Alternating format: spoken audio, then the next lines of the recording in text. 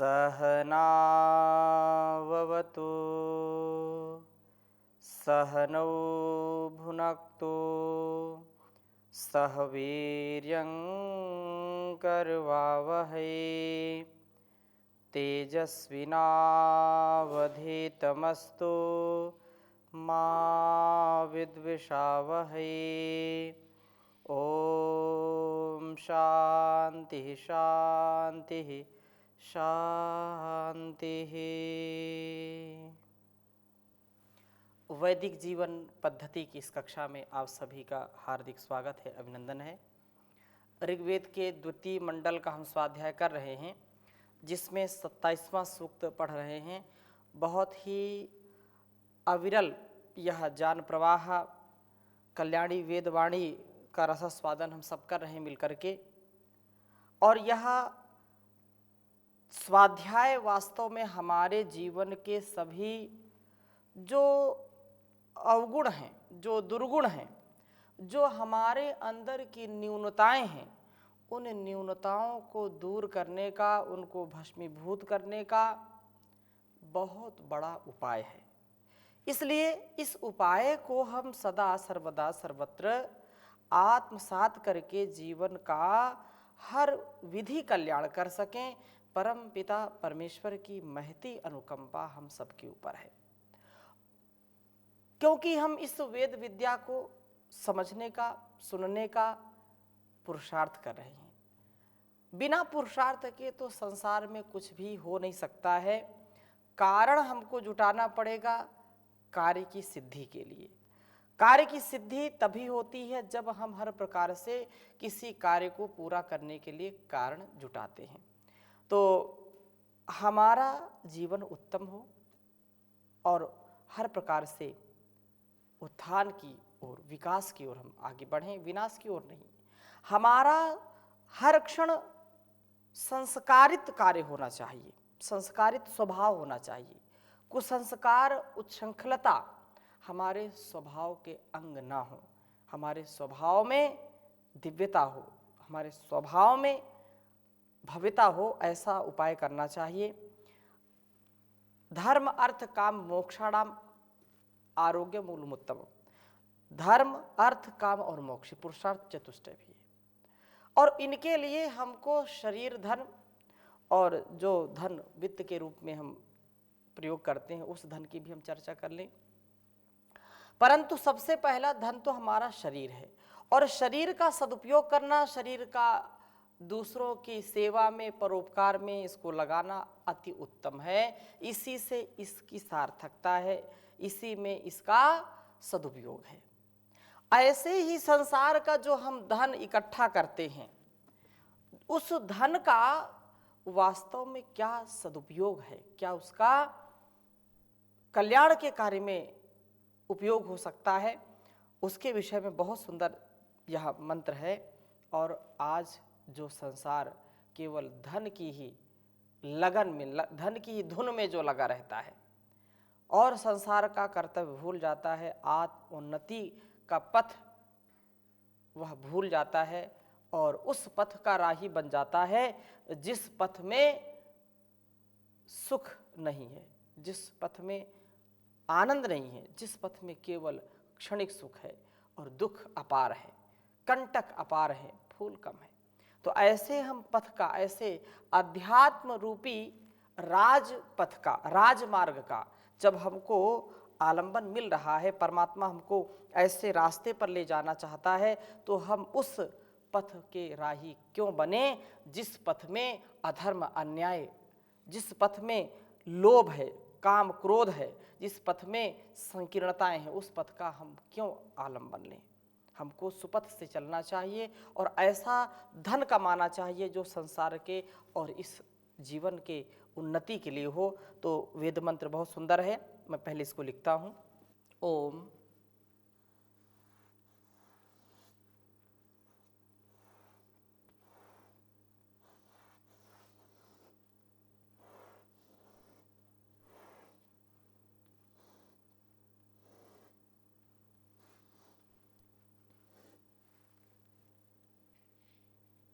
यो राजभ्यः अरितनिभ्यो यो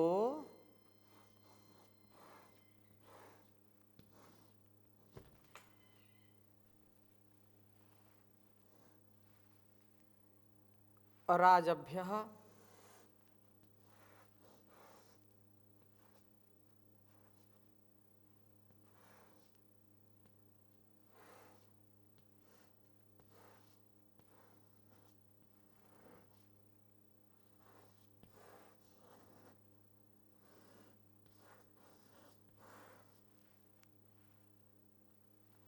यो राजभ्यः अरितनिभ्यो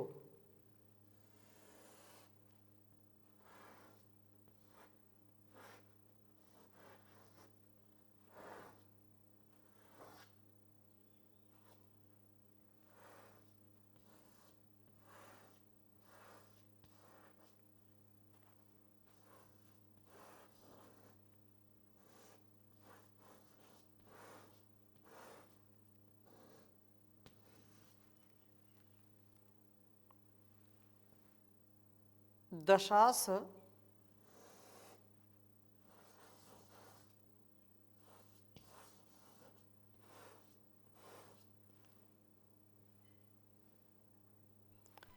ददाश।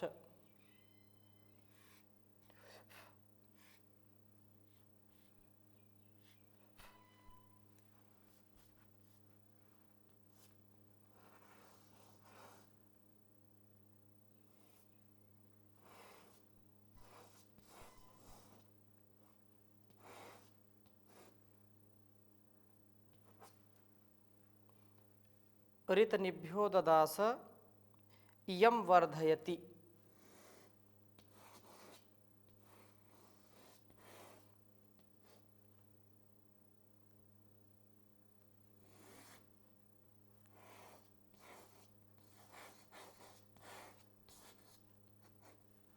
यम वर्धयन्ति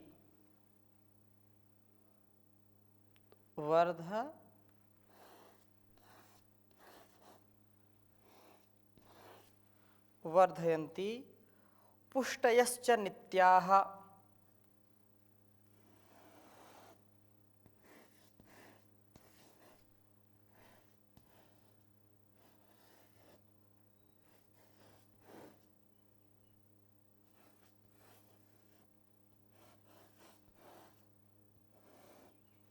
पुष्टयश्च नित्याः।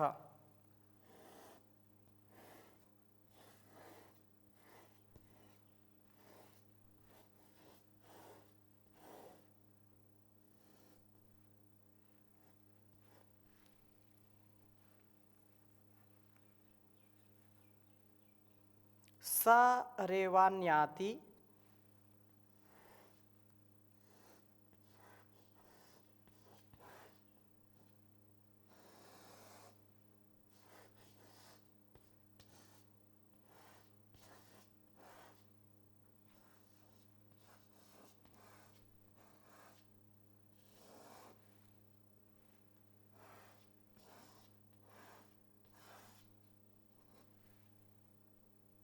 प्रथमो रथेन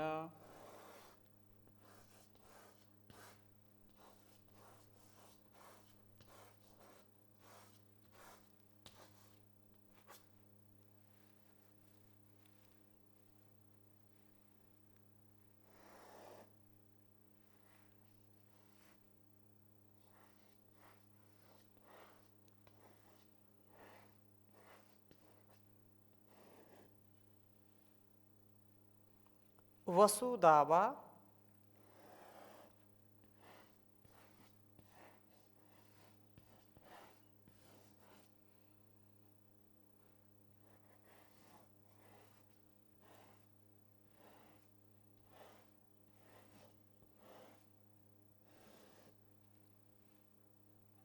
विदथेषु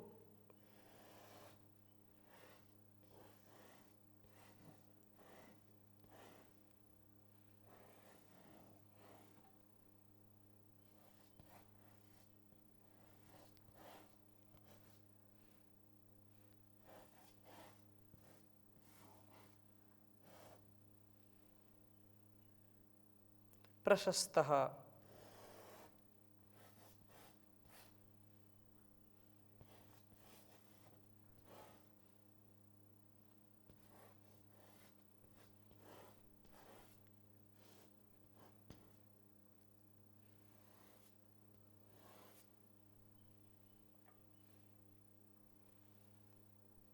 दूसरे मंडल के 27वें सूक्त का यह 12वां मंत्र है।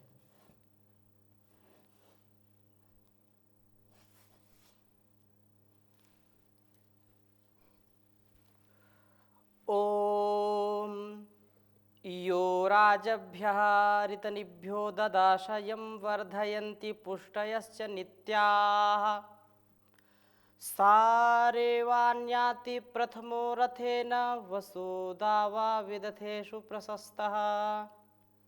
ओम यो राजभ्यः ऋतनिभ्यो ददाशयं वर्धयन्ति पुष्टयश्च नित्याः सारेवान्याति प्रथमो रथेन वसुधावा विदथेषु प्रशस्तः। यो राजभ्यः ऋतनिभ्यो ददाशयं वर्धयन्ति पुष्टयश्च नित्याः सा रेवान्याति प्रथमो रथेन वसुधावा विदथेषु प्रशस्तः। बहुत ही सुंदर भाव है इस वेद मंत्र का। कहा विशेष रूप से 3 बातों पर यहां ध्यान दिलाया है। पहली बात, यह जो रेवान धनवान पुरुष राजभ्यः राजाओं के लिए ददाश कर के रूप में धन देता है। दूसरा, जो ऋतनिभ्य ऋत के नेताओं के लिए युवकों को सन्मार्ग पर ले चलने वाले उपाध्यायों के आचार्यों के लिए इस प्रकार का ऋत यज्ञ लोकहित के कर्मों को करने वालों के लिए धन का दान देता है। धन के प्रयोग क्या क्या हैं और किस किस प्रयोग से उत्तमता हमको मिलती है धन प्रयोग में, वो यहाँ पर चर्चा है कि राष्ट्र के हित में, समाज के हित में, अपने पुरुषार्थ से जो हमने कमाया है उसको कर के रूप में, टैक्स के रूप में, इस राज व्यवस्था को चलाने के लिए, राष्ट्र व्यवस्था को चलाने के लिए, राज्य की व्यवस्था को चलाने के लिए जो हम अपना कुछ अंश देते हैं, एक यह हो गया। दूसरा, अपने ही उन्नति के लिए ही हम आगे न बढ़ते रहें, अपितु समाज राष्ट्र की उन्नति में जो अपना सहयोग प्रदान करते हैं, ऐसे धीर गंभीर विद्वानों की उन्नति में हमको सहयोग करना चाहिए। तथा जो इस संसार में अपने पुरुषार्थ से कुछ करना चाहते हैं, राष्ट्र को नई दिशा देना चाहते हैं, उन युवकों को, युवाओं को, युवतियों को और आचार्यों को, उपाध्यायों को, या राष्ट्र हित में, राष्ट्र कल्याण में जो कर्म या कार्य या अनुष्ठान चल रहे होते हैं, आरोग्य की दृष्टि से, शिक्षा की दृष्टि से, व्यवस्था की दृष्टि से, सामाजिक सुदृढ़ता की दृष्टि से, एकता की दृष्टि से, सुरक्षा की दृष्टि से, संस्कृति की रक्षा की दृष्टि से जो भी कार्य चल रहे हों, उनमें भी अपने कमाई का अंश प्रदान करना, अर्थात उसमें भी बढ़ चढ़ करके हिस्सा लेना, दान देना। दूसरी गति हो गई। तीसरी गति क्या है कि यम, जिसको नित्याह, जो स्थिर पुष्टयः पोषक पदार्थ वर्धयंती बढ़ाते हैं, अर्थात जो धनों का विनियोग जीवन के पोषक तत्वों को प्राप्त कराने के लिए करता है, अर्थात जो विलास में धनों का अपव्यय नहीं करता, अपितु सह देवान, वह धनी प्रथमा सबसे आगे रथेर याति, रथ से चलता है, अर्थात इस धनी को जन समूह में सम्मान प्राप्त होता है। यह वसुधावा धनों का देने वाला होता है। विदथेषु प्रशस्तः, यज्ञों में प्रशंसनीय होता है। यज्ञ स्थलों में एकत्रित होने वाले इसकी प्रशंसनीय शब्दों से चर्चा करते हैं। इसलिए यहाँ पर हमें धन जो है, धन हमें धन्य बनाता है। ऐसा धन जो हमारे जीवन को धन्य कर दे, वास्तव में वही धन है, नहीं तो निधन तो सबका एक दिन होना ही होना है। हम धन पाकर के धन्य हो जाएं, जिस कुल वंश में, जिस माता पिता गुरु आचार्य ने हमको शिक्षा दीक्षा दी है, उसको भी हम धन्य करें, अपने जीवन को भी धन्य करें। इसलिए धन हमें धन्य बनाता है यदि हम इसका उचित कर राजकोष में देते हैं। लोक हित में लगे हुए व्यक्तियों और संस्थाओं को हमें जो है इसको प्राप्त कराएं हम इसे, तथा जीवन के पोषक तत्वों को प्राप्त करने में इसका व्यय करें, विलासिता में नहीं। तीसरी जो बात कही है उसमें हमको विशेष रूप से ध्यान देना चाहिए कि हम अपने साथ साथ दूसरों के लिए भी जो दान देते हैं, लेकिन जीवन के जो पोषक तत्व हैं उनकी वृद्धि के लिए धन का जो है खर्च करें, धन का अपव्यय करें। अनावश्यक कार्यों में इसका व्यय ना करें, उन्हीं कार्यों में जिससे हमारे जीवन और इस जगत का पोषण होता है उसमें खर्च करें, उसमें व्यय करें, तभी जाकर के जीवन का सुंदरतम स्वरूप हम दे पाते हैं और जगत का भी सुंदरतम स्वरूप हम बना पाते हैं। हमें उत्तम तत्वों से युक्त होना चाहिए, क्योंकि बिना धन के हमारा कार्य चल नहीं सकता। लेकिन धन का भी यदि हम सदुपयोग नहीं करते हैं तो यह धन हमारे लिए कल्याणकारी नहीं होगा। बहुत ही सुंदर बातें कही हैं शास्त्रों में, अलग अलग नीति ग्रंथों में, कि जो है धन वास्तव में बहुत ही उत्तम हमारे लिए है और धन के बिना सारा कार्य रह जाता है। धन का उत्तम प्रयोग हम करें, उत्तमोत्तम साधनों से धन का अर्जन करें, अर्थात धनार्जन, धन उपार्जन करें, क्योंकि धर्म अर्थ काम मोक्ष, इन जो चार जो हमको पुरुषार्थ चतुष्टय बताए हैं उनमें धर्म पूर्वक अर्थ कमाना। तो इसलिए कहा है कि सुखस्य मूलम धर्मः, धर्मस्य मूलम धनम, अर्थः, धर्मस्य मूलम अर्थः, अर्थस्य मूलम राज्यम।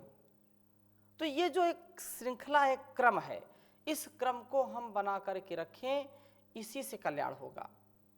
धर्म हमारा तभी सुदृढ़ रहेगा, तभी हम धर्म का सुख पा सकेंगे जब हम अर्थ कमाएं। अर्थ के बिना सारा काम व्यर्थ है, सब अर्थहीन हो जाता है। इसलिए अर्थ हमारे लिए व्यर्थ ना हो, हम अर्थ का सदुपयोग करें, अर्थ परमार्थ के लिए हो, अर्थ इस संसार के सेवा के लिए हो, केवल स्वार्थ के लिए नहीं होना चाहिए। इसलिए यहाँ कहा है कि अर्थेभ्यो ही विनष्टेभ्यः संवृत्तेभ्यस्ततः ततः क्रिया सर्वाः प्रवर्तन्ते पर्वतेभ्यः इवापगाः। वाल्मीकि रामायण का यह श्लोक है और कहा कि इधर उधर बटोरे गए बड़े हुए धन से सारी क्रियाओं कर्मों का उद्गम होता है, जैसे कि पर्वतों से नदियाँ आती हैं, और वह बहुत ही पराक्रमी बुद्धिमान है, भाग्यवान है और महागुणी है जिसके पास धन है। यस्यार्थस्य सा विक्रांतो यस्यार्थस्य च बुद्धिमान यस्यार्थस्य महाभागो यर्थास्य महागुणाः। और आगे बात कही है, अर्थेन ही विमुक्तस्य पुरुषस्य अल्पतेजसः विच्छिद्यन्ते क्रियाः सर्वाः ग्रीष्मे कुसरितो यथा। धन से रहित क्षीण प्रभाव वाले पुरुष के सभी काम उसी तरह सूख जाते हैं, विफल हो जाते हैं, जैसे ग्रीष्म ऋतु में छोटी नदियाँ। बरसात में तो सब नदी नाले भरे होते हैं, लेकिन जब मई जून होता है उस समय नदियाँ, जहाँ जलाशय और छोटी नदियाँ होती हैं, जल जहाँ पर कम होता है वो पहले सूख जाते हैं और उनमें फिर कोई जीव जंतु जलीय या बाहर जो थलचर वो भी उसका आश्रय नहीं ले पाते हैं, वो किसी का सहयोग नहीं कर सकती। इस प्रकार से जो धनहीन व्यक्ति है वो अपना भी कार्य नहीं कर सकता है और दूसरों का भी कार्य नहीं साध सकता है। यदि हम इस धन का, जैसा यहाँ इस वेद मंत्र में संकेत किया है कि हम कम से कम जो है राजा को जो दें और विद्वानों को दें, अपने आत्मोन्नति के, शरीर उन्नति के लिए लगाएं धन को, परंतु यदि हम ऐसा नहीं करते हैं तो धीरे धीरे यह धन नष्ट हो जाता है और हमको भी नष्ट कर देता है। इसका बहुत सुंदर जो है उदाहरण दिया है पंचतंत्र में। कहा कि दातव्यः भोक्तव्यम, दातव्यम भोक्तव्यम धन विषये संचयो न कर्तव्यः, पश्येह मधुकरीणाम संचितम अर्थम हरन्त्यन्ये। कहा कि दातव्यम भोक्तव्यम धन विषये संचयो न कर्तव्यः, पश्येह मधुकरीणाम संचितम अर्थम हरन्त्यन्ये। बहुत सुंदर बात कही है कि दान देना चाहिए या उस धन का उपयोग करना चाहिए, धन का संचय नहीं करना चाहिए। कुछ लोग केवल धन संचय में लगे रहते हैं और वो ना राज कर देते हैं, अर्थात न ईमानदारी से टैक्स भरते हैं और ना उसका सदुपयोग करते हैं लोक कल्याण में, ना अपने कल्याण के लिए। केवल वो ऐसे स्वभाव में होते हैं कि चमड़ी चली जाए लेकिन दमड़ी न जाए, एक कहावत है, लोक आभाणक है। तो ये जो स्वभाव है ये कल्याणकारी नहीं है। कहा कि देखो यहां मधुमक्खियों के द्वारा संचित चीज को दूसरे लोग ले जाते हैं, अर्थात मधुमक्खी तो केवल संचय करती रहती लेकिन उसका उपयोग नहीं कर पाती है वो, और फल उसका क्या होता है, दूसरे ही ले जाते हैं। इस प्रकार से धन का सदुपयोग करें अपने जीवन और इस जगत के निर्माण के लिए, सेवा के लिए, नहीं तो उसका दुरुपयोग लोग करेंगे और वो काम में हमारे आने वाला नहीं है। धन का संचय अधिक नहीं करना चाहिए, करें लेकिन लोक कल्याण के लिए करें। और बहुत सुंदर बात कही है नीति शतक में कि दानम भोगो न तिस्रो गतयो भवन्ति वित्तस्य, यो न ददाति न भुंक्ते तस्य तृतीया गतिर्भवति। बहुत सुंदर बात कही है कि धन की 3 गतियां हैं, परिणतियां हैं, दान, भोग और नाश।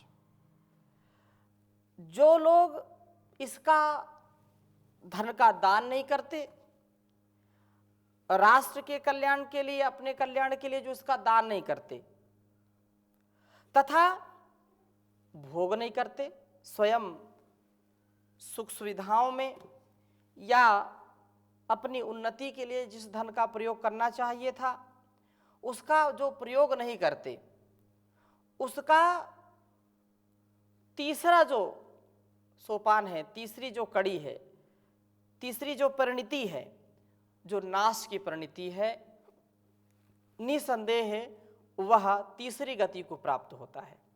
इसलिए धन वास्तव में उसी के लिए कल्याणकारी है जो अपने साथ साथ समाज का भी कल्याण चाहता है और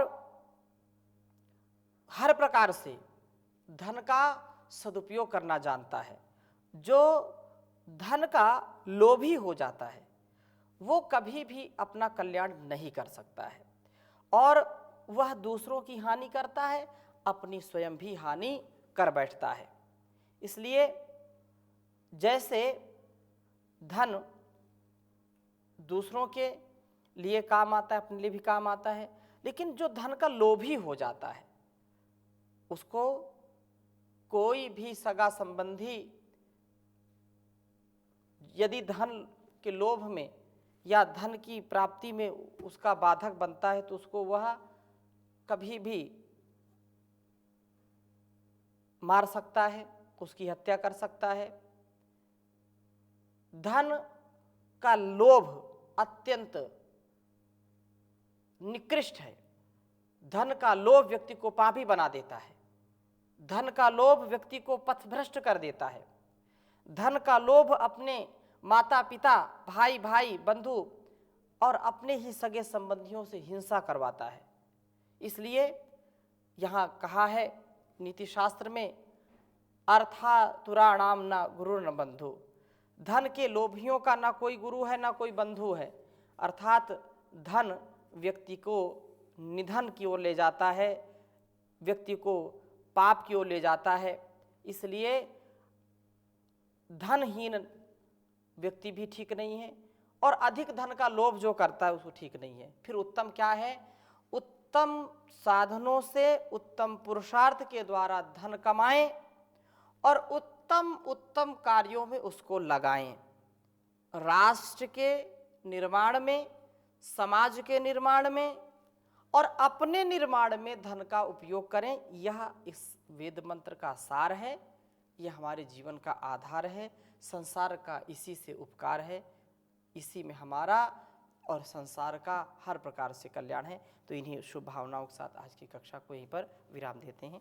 ओम शांति शांति शांति।